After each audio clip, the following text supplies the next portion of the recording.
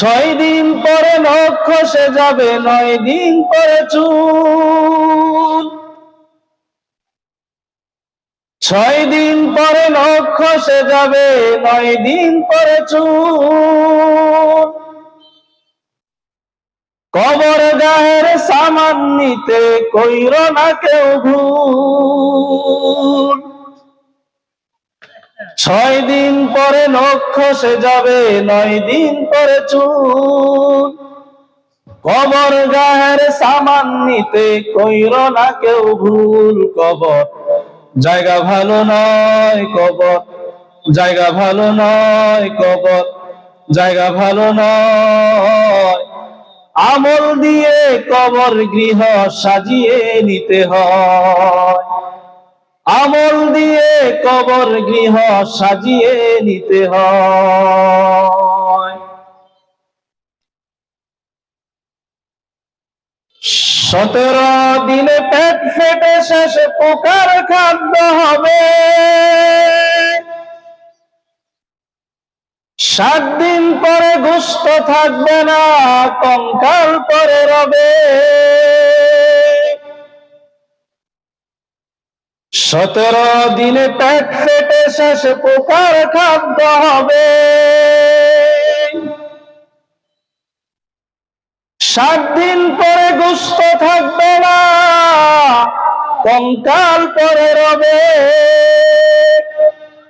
90 দিনে হাড়গুলি সব, 90 দিনে হাড়গুলি সব আলাদা হয়ে রয়। কবর জায়গা ভালো নয়, কবর জায়গা ভালো নয়, কবর জায়গা ভালো নয়।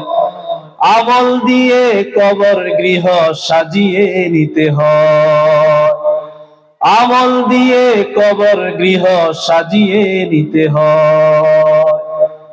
কবরকে কি দিয়ে সাজাতে হবে? নেক আমল দিয়ে, ভালো আমল দিয়ে, নামাজ দিয়ে, রোজা দিয়ে, জিকির দিয়ে, কোরআন কারীমের তেলাওয়াত দিয়ে আমাদের কবরকে সাজাতে হবে।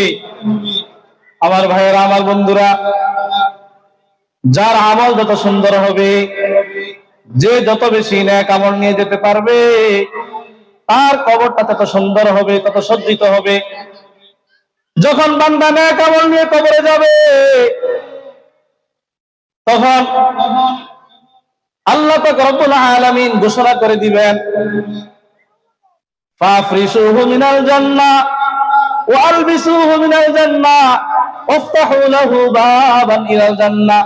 ও আমার ফেরেশতারা, আমার এই বান্দার জন্য কবরের মধ্যে জান্নাতের বিছানা বিছায়া দাও, আমার এই বান্দার জন্য কবরে জান্নাতের পোশাক পাঠিয়ে দাও, আর জান্নাতের দিকে, তার কবরের দিকে একটা দরজা খুলে দাও। জান্নাত থেকে আলো বাতাস তার কবরের মধ্যে আসতে থাকবে। ওই বান্দা কবরের মধ্যে জান্নাতের নাজ ও নিয়ামত ভোগ করতে থাকবে। এজন্য যে পরকালের জীবনের জন্য, কবরের জন্য প্রস্তুতি নেয়, রাসূল বলেছেন সে হলো প্রকৃত চালাক, সে হলো প্রকৃত বুদ্ধিমান।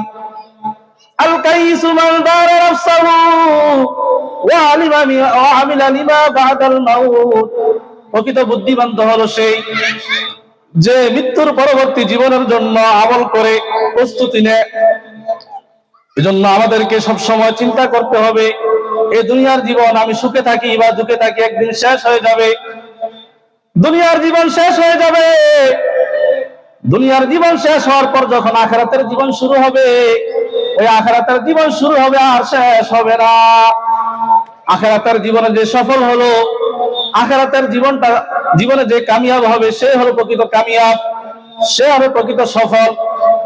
দুনিয়ার মধ্যে আমি যত বড় ধনী হই, আমি যত সুন্দর হই, আমি যত উন্নত বংশের লোক হই, যদি আমার আখিরাত নষ্ট হয়ে যায়, আমার নাম যদি জাহান্নামীদের খাতায় লেখা হয়ে যায়, তাহলে আমি ব্যর্থ, আমি নাকাম।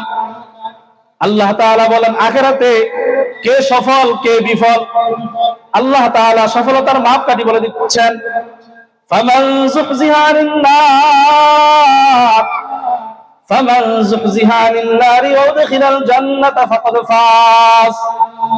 হাশরের ময়দানে যখন বিচার শেষ হয়ে যাবে, বিচার শেষ হওয়ার পর যাকে জাহান্নাম থেকে দূরে সরিয়ে নেওয়া হলো, জাহান্নাম থেকে যাকে মুক্তি দিয়ে দেওয়া হলো আর যাকে জান্নাতে প্রবেশ করিয়ে দেওয়া হলো, ফাকাদ ফাজ, এই লোকে হলো প্রকৃত সফল। সফলতার মাপকাঠি হলো এটাই। জন্য চিন্তার বিষয়, আমি চিন্তা করে দেখি আমি যেভাবে চলাফেরা করতেছি, যেভাবে আল্লাহর হুকুম অমান্য করতেছি, আল্লাহর নাফরমানি যেভাবে করতেছি, আমার ঠিকানা কি জান্নাতে হবে না জাহান্নামে হবে?